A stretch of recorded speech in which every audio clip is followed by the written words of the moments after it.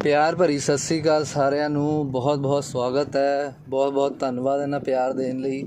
ਅਤੇ ਦੋਸਤੋ, ਮੈਂ ਤੁਹਾਨੂੰ ਹੁਣ ਇਹਦੇ ਵਿੱਚ ਕੁਛ ਕੁਇਕ ਅਪਡੇਟਸ ਦਿੰਦਾ ਹੈਗਾ, ਜਿਹੜੀ ਹੁਣ ਲੇਟੈਸਟ ਅਪਡੇਟਸ ਆਈਆਂ ਮੇਰੇ ਕੋਲ, ਅਤੇ ਬਹੁਤ ਹੀ ਕੁਛ ਵਧੀਆ ਨਿਊਜ਼ ਵੀ ਆ ਰਹੀ ਹੈ, ਤੁਹਾਨੂੰ ਦੱਸ ਦੇਣਾ ਸਾਰੀਆਂ।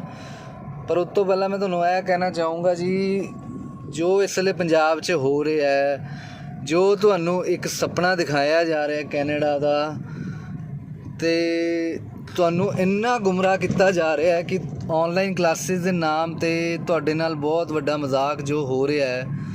ਦੇਖੋ ਦੋਸਤੋ, ਦੋ ਚੀਜ਼ਾਂ ਸਮਝੋ। ਔਨਲਾਈਨ ਕਲਾਸਿਸ ਕੈਨੇਡਾ ਸਰਕਾਰ ਨੇ ਖੁੱਲ੍ਹੀ ਛੂਟ ਦਿੱਤੀ ਹੈ, ਤੁਸੀਂ ਆਪਣੇ ਘਰ ਬਹਿ ਕੇ ਪੜ੍ਹੋ, ਤੁਹਾਨੂੰ ਪੂਰਾ PSW ਮਿਲੂਗਾ।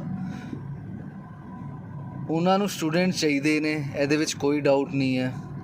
ਉਹਨਾਂ ਨੂੰ PR ਬੰਦੇ ਚਾਹੀਦੇ ਨੇ, ਕੋਈ ਡਾਊਟ ਨਹੀਂ ਹੈ। ਤੁਸੀਂ ਖੁਦ ਇੱਕ ਸਮਝਦਾਰ ਹੋ, ਖੁਦ ਸੋਚੋ। ਤੁਸੀਂ PSW ਤੁਹਾਨੂੰ PR ਤੱਕ ਇੱਕ ਜਾਣ ਦਾ ਜ਼ਰੀਆ ਹੈ। ਉਹਨਾਂ ਨੂੰ ਵੀ ਪਤਾ ਜਿਹੜਾ ਬੰਦਾ ਕੈਨੇਡਾ ਆ ਰਿਹਾ ਉਹ ਸਿਰਫ ਪੜ੍ਹਨ ਤਾਂ ਆ ਨਹੀਂ ਰਿਹਾ। ਅਗਰ ਪੜ੍ਹਨ ਨਹੀਂ ਆ ਰਿਹਾ ਹੁੰਦਾ, ਉਹ ਇਹ ਕਹਿ ਸਕਦੇ ਸੀ ਆਪਣੇ ਘਰ ਬਹਿ ਕੇ ਪੜ੍ਹੋ, PSW ਨਹੀਂ ਦੇਣਾ ਅਸੀਂ। ਉਹਨਾਂ ਨੇ ਸਭ ਤੋਂ ਪਹਿਲਾਂ ਇਹ ਚੇਂਜ ਲਿਆਇਆ ਕਿ ਕਿਸੇ ਵੀ ਬੱਚੇ ਦੇ PSW 'ਤੇ ਇਫੈਕਟ ਨਾ ਆਵੇ। ਇਹ ਹਰ ਕੋਈ ਜਾਣਦਾ। ਸਾਡੇ ਕੰਸਲਟੈਂਟ ਭਰਾ ਇਹ ਗੱਲ ਸਮਝਣ ਨੂੰ ਨਹੀਂ ਤਿਆਰ ਹੈ। ਉਹ ਲੋਕਾਂ ਨੂੰ ਸਿਰਫ ਔਰ ਸਿਰਫ ਬੇਵਕੂਫ ਬਣਾ ਰਹੇ ਹੈ ਕਿ ਸਤੰਬਰ ਨਾ ਜਾਓ, ਜਨਵਰੀ ਜਾਓ। ਕਿਉਂ? ਅੱਧੇ ਤੋਂ ਵੱਧ ਕੰਸਲਟੈਂਟਾਂ ਨੇ ਹਾਲੇ ਤੱਕ ਆਪਣੇ ਦਫ਼ਤਰ ਨਹੀਂ ਖੋਲ੍ਹੇ। ਖਰਚੇ ਪੈ ਰਹੇ ਹੈ, ਬੱਚਾ ਆ ਨਹੀਂ ਰਿਹਾ, ਬੱਚਿਆਂ ਦੀ ਰੇਸ਼ੋ ਘੱਟ ਹੈ। ਕਿਉਂਕਿ ਇਹਦੇ ਵਿੱਚ ਪਰਸੋਂ ਜਿਹੜਾ ਆਪਣਾ ਉਹ ਹੋਇਆ ਸੀ ਵੈਬੀਨਾਰ, ਉਹਦੇ ਵਿੱਚ ਹਾਈ ਕਮਿਸ਼ਨ ਨੇ ਕਲੀਅਰ ਕਰਤਾ ਸੀ, ਜਦ ਤੱਕ ਤੁਹਾਡੇ ਸਰਟੀਫਿਕੇਟ ਨਹੀਂ ਆਉਂਦੇ ਕੰਪਿਊਟਰਾਈਜ਼ ਦੇ ਉੱਤੇ, ਅਸੀਂ ਨਹੀਂ ਤੁਹਾਡਾ ਐਲੀਜੀਬਲ ਤੁਹਾਨੂੰ ਮੰਨਣਾ, ਅਸੀਂ ਨਹੀਂ ਵੀਜ਼ਾ ਦੇਣਾ। ਮਤਲਬ ਕਿ ਜਿਹੜੇ ਲੋਕਾਂ ਨੇ ਹੁਣੇ +2 ਪਾਸ ਕੀਤੀ ਹੈ ਅਤੇ ਜਾਂ ਗ੍ਰੈਜੂਏਸ਼ਨ ਉਹਨਾਂ ਨੇ ਪਾਸ ਕੀਤੀ ਹੈ, ਉਹਨਾਂ ਨੂੰ ਜਦ ਤੱਕ ਉਹਨਾਂ ਦੀ ਟ੍ਰਾਂਸਕ੍ਰਿਪਟਸ ਨਹੀਂ ਆਉਂਦੀਆਂ ਤਦ ਤੱਕ ਉਹ ਵੀਜ਼ਾ ਨਹੀਂ ਅਪਲਾਈ ਕਰ ਸਕਦੇ। ਅਤੇ ਇਹ ਗੱਲਾਂ ਤੁਹਾਨੂੰ ਦੱਸੀਆਂ ਨਹੀਂ ਕਿਸੇ ਨੇ, ਤੁਹਾਨੂੰ ਬੁਲਾ ਕੇ 10-20 ਹਜ਼ਾਰ ਰੁਪਏ ਪ੍ਰੋਸੈਸਿੰਗ ਲੈ ਲੈਣੀ ਹੈ ਸਾਰੇ ਕਿਸੇ ਨੇ। ਅਤੇ ਆਪਣਾ ਆਪ ਹੀ ਧਿਆਨ ਰੱਖਣਾ ਪੈਂਦਾ ਇੱਥੇ, ਜੋ ਹਾਲਾਤ ਇੱਥੇ ਬਣ ਚੁੱਕੇ ਹੈਗੇ ਆ। ਅਤੇ ਸੈਕਿੰਡਲੀ ਇੱਕ ਗੱਲ ਜੋ ਮੈਂ ਕਹਿ ਰਿਹਾ, ਦਿੱਲੀ ਅੰਬੈਸੀ ਤੋਂ ਹੈਗੀ ਹੈ। ਮੇਰੇ ਇੱਕ ਸਬਸਕ੍ਰਾਈਬਰ ਹੈਗੇ ਆ, ਭਾਈ ਨੇ ਮੈਨੂੰ ਮੈਸੇਜ ਕੀਤਾ ਅਤੇ ਉਹਨਾਂ ਨੇ ਇਹ ਗੱਲ ਦੱਸੀ ਜਿਹੜੀ ਮੈਂ ਤੁਹਾਨੂੰ ਕਹਿ ਰਿਹਾ ਸੀ ਕਿ ਦਿੱਲੀ ਅੰਬੈਸੀ ਕੰਟੀਨਿਊਜ਼ ਵਰਕ ਕਰ ਰਹੀ ਹੈ। ਬਟ ਕੁਛ ਲੋਕ ਇਹ ਗੱਲ ਮੰਨਣ ਨੂੰ ਨਹੀਂ ਤਿਆਰ ਸੀਗੇ ਕਿ ਦਿੱਲੀ ਅੰਬੈਸੀ ਕੰਮ ਕਰ ਰਹੀ ਹੈ, ਕਿ ਸਪਾਊਸ ਵੀਜ਼ਾ ਦੇਖ ਰਹੀ ਹੈ। ਅਤੇ ਉਹਨਾਂ ਨੂੰ ਮੈਡੀਕਲ ਰਿਕੁਐਸਟ ਆਈ ਹੈ 6 ਜੁਲਾਈ ਨੂੰ, ਠੀਕ ਹੈ ਜੀ। ਮਾਰਚ 'ਚ ਫਾਈਲ ਲਾਂਚ ਕੀਤੀ ਸੀਗੀ ਅਤੇ 6 ਜੁਲਾਈ ਨੂੰ ਮੈਡੀਕਲ ਰਿਕੁਐਸਟ ਆਈ ਹੈ। ਅਤੇ ਮੈਡੀਕਲ ਰਿਕੁਐਸਟ ਆਉਣਾ ਆਪਣੇ ਆਪ 'ਚ ਵੀਜ਼ਾ ਹੀ ਹੁੰਦਾ, ਜਿੱਥੇ ਤੱਕ ਸਾਡੀ ਸਮਝ ਜਾਂਦੀ ਹੈ। ਬਾਕੀ ਗਰੰਟੀ ਤਾਂ ਕਿਸੇ ਵੀ ਚੀਜ਼ ਦੀ ਨਹੀਂ, ਬਟ ਫਿਰ ਵੀ ਜਿਹੜੀ ਮੈਡੀਕਲ ਜਦ ਇੱਕ ਬੰਦੇ ਰਿਕੁਐਸਟ ਆ ਜਾਂਦੀ, ਮਤਲਬ ਕਿ ਉਹਦਾ ਵੀਜ਼ਾ ਹੀ ਹੈਗਾ, ਉਹ ਸ਼ੋਰ ਸ਼ਾਰਟ ਵੀਜ਼ਾ ਹੀ ਹੁੰਦਾ। ਬਟ ਬਹੁਤ ਕੁਛ ਅਨਲੱਕੀ ਕੇਸ ਹੋਣ ਤਾਂ ਸ਼ਾਇਦ ਨਾ ਹੋਵੇ, ਵੈਸੇ ਉਹ ਵੀਜ਼ਾ ਹੀ ਹੁੰਦਾ। ਅਤੇ ਹੁਣ ਤੁਹਾਡੀ ਇਹ ਸੈਕਿੰਡ ਗੱਲ ਦਾ ਵੀ ਜਵਾਬ ਦੇ ਦਿੱਤਾ। ਦਿੱਲੀ ਅੰਬੈਸੀ ਕੰਮ ਕਰ ਰਹੀ ਹੈ, ਬਿਲਕੁਲ ਕਰ ਰਹੀ ਹੈ। ਅਤੇ ਹੁਣ ਤੁਹਾਨੂੰ ਇੱਕ ਗੱਲ ਦੱਸਦੇ ਹਾਂ, ਜਿਹੜੇ ਲੋਕ ਤੁਹਾਨੂੰ ਇਹ ਕਹਿ ਰਹੇ ਕਿ ਸਤੰਬਰ ਇਨਟੇਕ ਨਹੀਂ ਜਾਣਾ, ਤੁਸੀਂ ਬਿਲਕੁਲ ਨਾ ਜਾਈਓ। ਤੁਹਾਡਾ ਵੀਜ਼ਾ ਸੈਕਿੰਡ ਸਟੇਜ ਸਿਰਫ ਤੁਹਾਡੇ ਬਾਇਓਮੈਟ੍ਰਿਕਸ ਹੋਣੇ ਹੈ, ਮੈਡੀਕਲ ਹੋਣਾ ਹੈ, ਉਹ ਅੱਗੇ ਵੀ ਹੁੰਦਾ। ਅਤੇ ਉਹ 'ਚ ਤੁਸੀਂ ਕਿਹੜੇ ਕੋਈ ਇੰਨੇ ਵੱਡੇ ਆਤੰਕਵਾਦੀ ਹੈਗੇ ਹੋ ਕਿ ਤੁਹਾਡਾ ਸਾਰਾ ਬਾਇਓਮੈਟ੍ਰਿਕ ਦੇਖ ਕੇ ਉਹਨਾਂ ਨੇ ਕਹਿਣਾ ਕਿ ਤੁਹਾਨੂੰ ਅਸੀਂ ਆਉਣ ਨਹੀਂ ਦੇਣਾ। ਪਹਿਲਾਂ ਵੀ ਤਾਂ ਕਰਾਉਂਦੇ ਸੀਗੇ।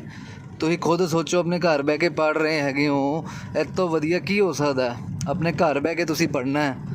ਅਤੇ ਕੁਛ ਕੁ ਕਾਲਜਾਂ ਨੇ ਇਹ ਚੀਜ਼ ਵੀ ਅਨਾਊਂਸ ਕਰਤੀ ਹੈਗੀ ਹੈ ਕਿ ਜੇ ਤੁਹਾਡਾ ਸੈਕਿੰਡ ਸਟੇਜ ਵੀਜ਼ਾ ਰਿਫਿਊਜ਼ ਵੀ ਹੁੰਦਾ, ਅਸੀਂ ਸਿਰਫ $300-400 ਕੱਟਾਂਗੇ। ਪਲੱਸ ਉਹਨਾਂ ਨੇ ਇਹ ਵੀ ਅਨਾਊਂਸ ਕੀਤਾ ਹੈ ਕਿ ਅਸੀਂ ਤੁਹਾਡੇ ਜਿਹੜੇ ਹੈਗੇ ਫਸਟ ਸਮੈਸਟਰ ਦੇ ਪੇਪਰ ਤੱਕ ਨਹੀਂ ਲੈਣੇ, ਤੁਸੀਂ ਸਿਰਫ ਪੜ੍ਹੋ, ਅਸੀਂ ਪੇਪਰ ਵੀ ਨਹੀਂ ਲਵਾਂਗੇ। ਮਤਲਬ ਕਿ ਤੁਹਾਡਾ ਇੱਕ ਫੇਲ ਹੋਣ ਵਾਲਾ ਜਿਹੜਾ ਇੱਕ ਡਰ ਸੀਗਾ ਉਹ ਵੀ ਖ਼ਤਮ ਹੋ ਗਿਆ। ਬਹੁਤ ਸਾਰੇ ਕਾਲਜ ਕਰ ਰਹੇ ਆ, ਹਰ ਨਹੀਂ ਕਰ ਰਹੇ, ਬਹੁਤ ਸਾਰੇ ਕਰ ਰਹੇ ਆ, ਮੈਂ ਇਹ ਨਹੀਂ ਕਹੂੰਗਾ ਸਾਰੇ ਕਰ ਰਹੇ ਆ। ਅਤੇ ਉਸ ਤੋਂ ਬਾਅਦ ਜਿਹੜੇ ਇਹ ਤੁਹਾਨੂੰ ਕਹਿ ਰਹੇ ਹੈਗੇ, ਸਲਾਹ ਦੇ ਰਹੇ ਔਨਲਾਈਨ ਨਾ ਪੜ੍ਹੋ, ਦੇਖੋ ਦੋਸਤੋ, ਔਨਲਾਈਨ ਫਿਊਚਰ ਹੈ। ਅੱਜ ਕੈਨੇਡਾ ਦੀ ਪੇਪਰ ਫਾਈਲ ਬੰਦ ਹੋ ਗਈ ਹੈ, ਸਭ ਜਾਣਦੇ ਆ ਕੀ ਹੋ ਰਿਹਾ। ਔਨਲਾਈਨ ਫਾਈਲ ਲਾ ਰਹੇ ਹੈਗੇ ਨਾ ਸਾਰੇ, ਔਨਲਾਈਨ ਫਿਊਚਰ ਹੈ। ਤੁਸੀਂ ਇਹ ਗੱਲ ਸਮਝੋ, ਅਸੀਂ ਸਾਰੇ PR ਲੈਣ ਜਾਂਦੇ ਹਾਂ ਕੈਨੇਡਾ, ਅਸੀਂ ਸਭ ਦਾ ਇੱਕ ਸੁਪਨਾ ਹੈਗਾ ਕਿ ਅਸੀਂ PR ਲੈਣੀ ਹੈ। ਪੜ੍ਹਨ ਨੂੰ ਤਾਂ ਕਿਹਨੇ ਜਾਣਾ? ਜੇ ਕੋਈ ਸਾਨੂੰ ਕੈਨੇਡਾ ਸਰਕਾਰ ਹੀ ਕਹੇ 20-20 ਲੱਖ 'ਚ ਵਰਕ ਪਰਮਿਟ ਲੈ ਲਓ, ਸ਼ਾਇਦ ਹੀ ਲੱਗਦਾ ਮੈਨੂੰ ਲੁਧਿਆਣਾ, ਪੰਜਾਬ, ਜਲੰਧਰ, ਅੰਮ੍ਰਿਤਸਰ, ਕਿੱਥੇ ਵੀ ਕੋਈ ਪੰਜਾਬੀ ਟਿਕੂਗਾ, ਸਭ ਲੈ ਕੇ ਭੱਜ ਜੂਗੇ। ਇਹ ਤੁਸੀਂ ਵੀ ਅੱਛੇ ਤਰੀਕੇ ਨਾਲ ਜਾਣਦੇ ਹੋ।